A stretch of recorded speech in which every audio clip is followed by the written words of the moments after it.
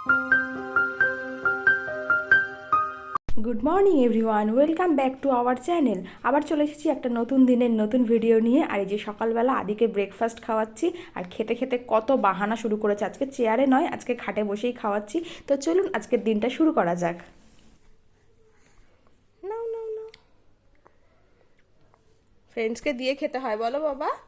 যতবার খাবে ফ্রেন্ডসকে বলবে, ফ্রেন্ডস নে নে।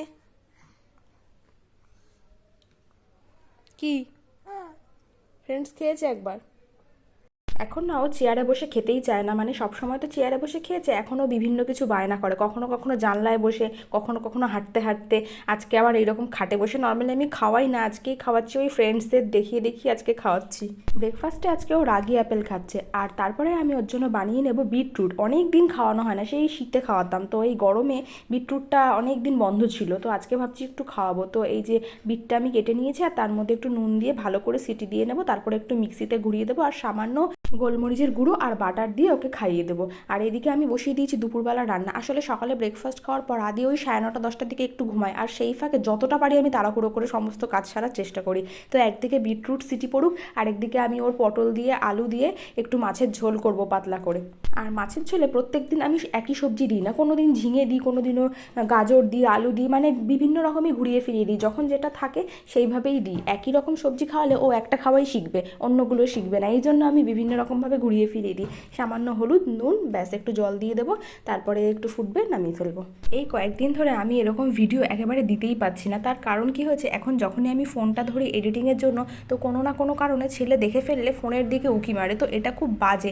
এমনিই আমি চেষ্টা করি যে ওকে ফোনটার থেকে দূরে রাখার, কিন্তু কখনো কখনো ওকে একা রেখে কোনো কাজ করতে গেলে তখন আমাকে ফোনটা একটু দিতেই হয়, মানে দূরে আমি টিভির সামনে ফোনটাকে একটু ভিডিও অন করে দিয়ে চলে যাই, সেটা কয়েক মিনিটের জন্য, কিন্তু ওকে আমি ফোনের থেকে দূরেই রাখি। আর এইদিকে বাইরের ওয়েদারটা দেখুন, হঠাৎ করেই বৃষ্টি ঝমঝম করে শুরু হয়ে গেল। আমার ফোনে একটা ভিডিওই ডাউনলোড করা আছে, এবিসিডির একটা সং হয়, ওটাই ওকে চালিয়ে দিই, ওটা যদি মানে 3-4 বার ওরকমই ও দেখে। এছাড়া আর অন্য কিছুর এখনও অবধি কোনো নেশা করিনি।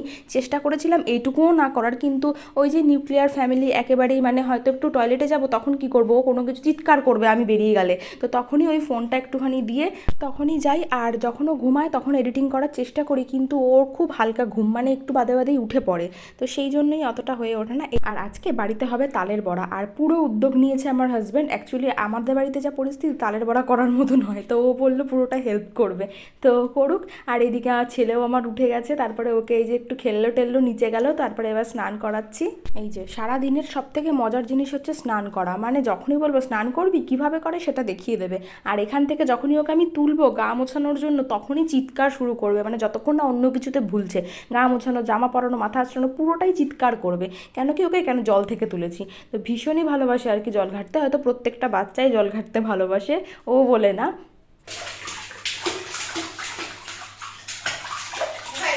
স্নান টান করিয়ে তারপরে ওকে আমি খাইয়ে দেবো। এখন ওই 11:30 11:45 মতো বাজে, আর এমনিও দুপুরবেলার লাঞ্চ 12টার সময়ই করে।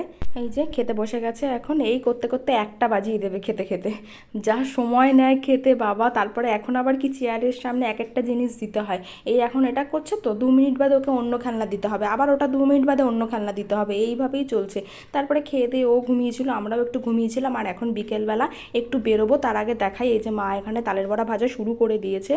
উনি আর কি এই ব্যাটারটা রেডি করে দিয়েছিল আমার হাজব্যান্ড, মানে তালটা ঘষে টষে যা যা করতে হয়, আর তারপরে এর মধ্যে যা যা মিক্স করতে হয় সেগুলো সব মাই করেছে, আর ভাজ্যও মা। আসলে ওই তালটা ঘষা, নারকেল কোড়া, এগুলো প্রচণ্ড ঝামেলা, কিন্তু কি করব, কিছু কিছু সময় কিছু কিছু ক্ষেত্রে খেতেও তো ইচ্ছে করে, তো তখন আর অন্য কেউ দেওয়া আর নিজের বাড়িতে হওয়ার মধ্যে অনেকটা ডিফারেন্ট। তো ওর ইচ্ছে করছিল, তো ও বললো যে ঠিক আছে আমি অনেকটা হেল্প করে দিচ্ছি তোমাদের, এটাই তো মেন ঝামেলা, তো সেটা করে দিলে তো ভাজাটা তো কোনো ব্যাপারই না। তো সত্যি কথা বলতে ও প্রচুর হেল্প করেছে, আজকে ছুটির দিন বাড়িতে ছিল, নারকেল কোড়ানো থেকে শুরু করে তাল ঘষা থেকে শুরু করে পুরোটাও রেডি করে দিয়েছে বলেই এখন এটা পসিবল। তো যাই হোক, বড়াগুলো খেতে সত্যিই ভালো হয়েছিল। বিকেলবেলা ঘুম থেকে উঠে রেডি হয়ে গেছে, আর বাইরে বেরোনোর জন্য ছটপট ছটপট করছে, কিছুতেই রেডিও হতে চাইছে না। কোথায় যাবি তুই? কোথায়?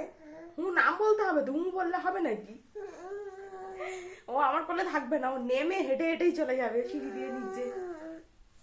দাঁড়াও, এই যে এই যে এই যে আমি কি করবি? করবি? চলে যাচ্ছে হেঁটে হেঁটে। বেরোনোর কি তাড়া ওর, ঘুরতে যাওয়ার কি তাড়া ওর।